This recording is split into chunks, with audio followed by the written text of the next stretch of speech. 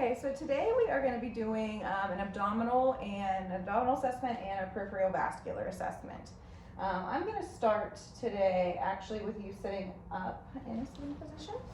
I'm going to scoot over to there, and I will be on the patient's right side for majority of this.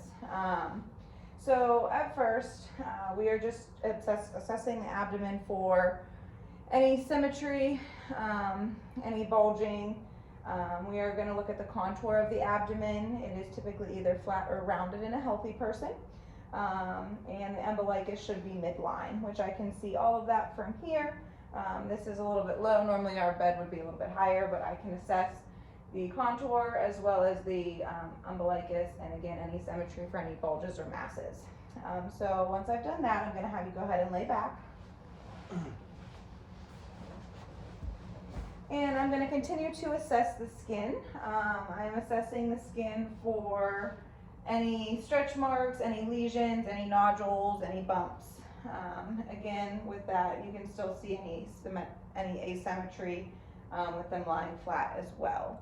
I'm also going to have the patient lift his head up to engage his abdominal muscles. And from here, you should be able to see if there's any hernias, any separation of the muscles, and again, if they're symmetrical. While I'm inspecting the skin, I'm also looking for the vasculature. On this patient in particular, I cannot see any of the veins over the abdomen. So now that we've done the inspection, we're going to go ahead to move to the auscultation. I'm going to start by auscultating all 4 quadrants with the diaphragm of my stethoscope.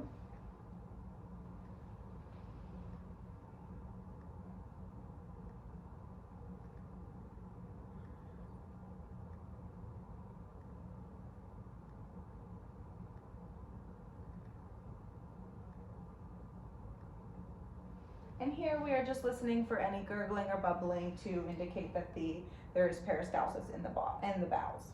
I'm also going to listen over top of the left upper quadrant and the right upper quadrant. The right upper quadrant for the liver, the left for the spleen, to see if I can hear any friction rub.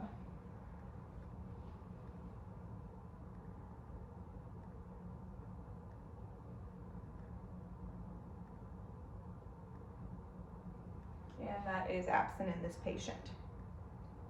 Next, I'm going to go ahead and switch to the bell of my stethoscope, and I'm going to go ahead and listen to the different arteries that are found in the abdomen. So I'll start with the aortic pulse, moving to the renal arteries, the iliac arteries, and then the femoral arteries, and listening for any bruits.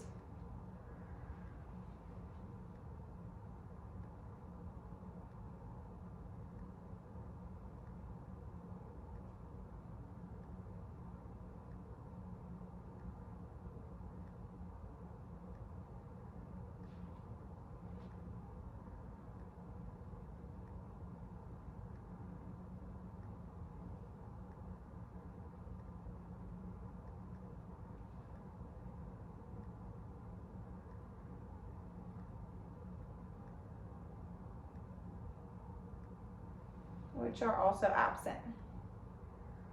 Next, we're going to go ahead and move on to percussion. I'm going to start by doing an overall percussion of the abdomen just to kind of get a feel for the different tones of the abdomen. Anything over the stomach really should be tympany with the air-filled spaces. You'll notice in the left epigastric area that the tympany will be a little bit more low-pitched over the gastric bubble versus over the intestines that are filled with air.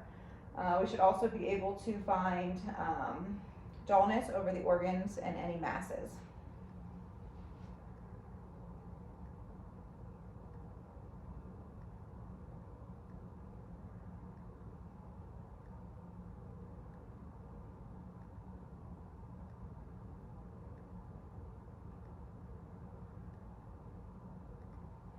Okay, and I'm going to go ahead and percuss to find the location of the liver, which I lost my pen. I don't need that.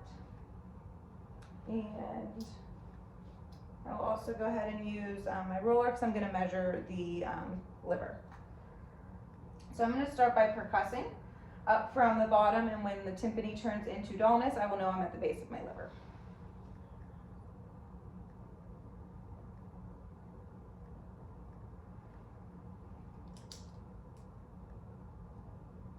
And then I'm going to repeat that process from the top to the bottom listening for resonance in the lungs to turn to dullness.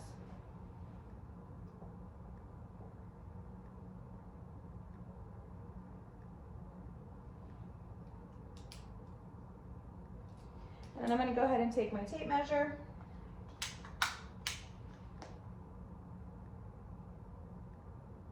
And it is at about 6.5 centimeters, which is normal findings for a healthy individual.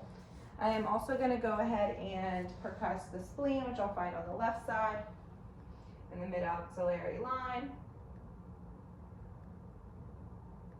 And we should hear dullness over that as well.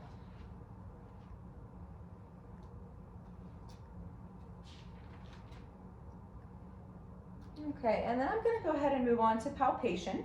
So I'm going to first lightly palpate all of the areas of the abdomen, and then I will follow with a deeper palpation. So to palpate all of my fingers together here, and I'm just going to use a light circular motion, and I'll be watching the patient to see if he is grimacing at all, to indicate any pain or tenderness. And I'm also going to ask the patient if they're in any pain or feeling any tenderness.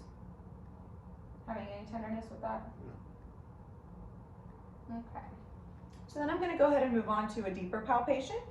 With a deeper palpation, you're not looking for tenderness, you're actually looking to see if you can feel any nodules or masses. As I do this, it might elicit pain that was not there to the lighter palpation, which is something to be mindful of as well.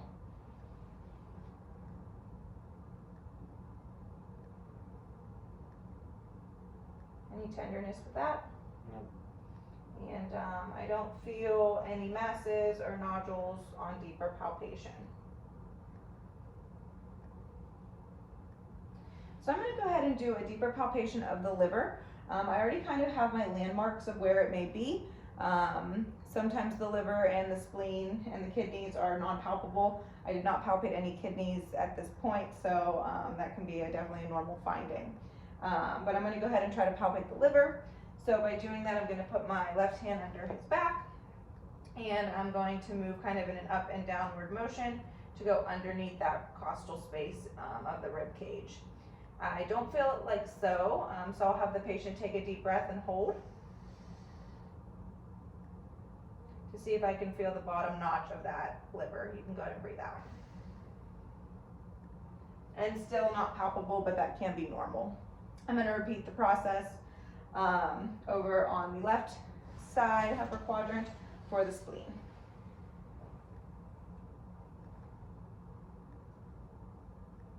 Go ahead and breathe in for me. And breathe out. And again, spleen is not palpable. I can go ahead and palpate the aortic pulse as well.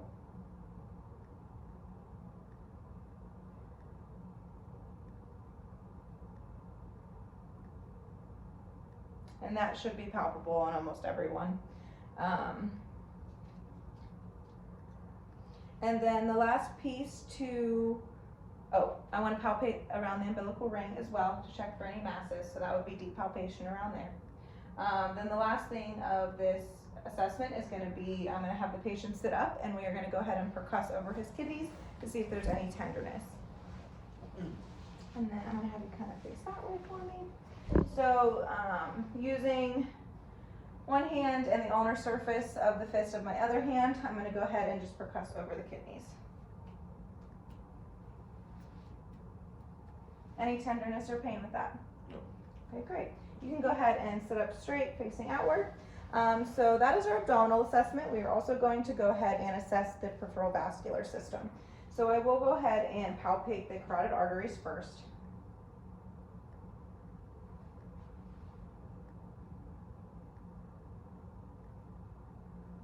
And we'll move down to the brachial arteries, the radial arteries,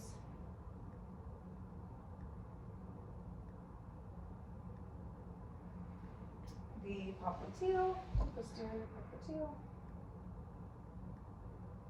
as well as the posterior tibial and the dorsalis pedis. I would also, while I was listening to the femoral arteries, we would palpate those as well, so we can feel those too. I'm going to go ahead and listen to the arteries with the bell of my stethoscope. Again, we already did the aortic, the iliac, and the femoral arteries and the renal arteries during our abdominal assessment. So I'm going to exclude those at this point, but I will go ahead and listen to the carotids for any bruits with the bell.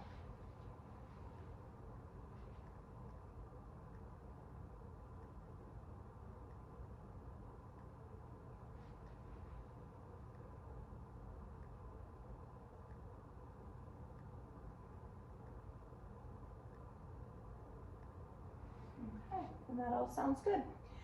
So to complete this assessment, I'm going to go back to inspection since it is for the peripheral vascular, and we are just going to go ahead and take an overall look at the skin. So you're looking for any cyanosis. You can check the nails for some hints that there is either clubbing, or sometimes you'll see some different ridges in the nails that can indicate other problems. So we always take a peek at that as well. Some vertical ridges in the nails can be indicative of endocarditis, so it can give you a lot of insight on what's going on. I will check for capillary refill in both the fingers and the toes, and it should be brisk, under 2 seconds. I'll check those on both sides. There is no edema noted in the lower legs. We can tell by also palpating that. And skin is warm to the touch and pink. And that completes our peripheral vascular and abdominal assessment. Thank you.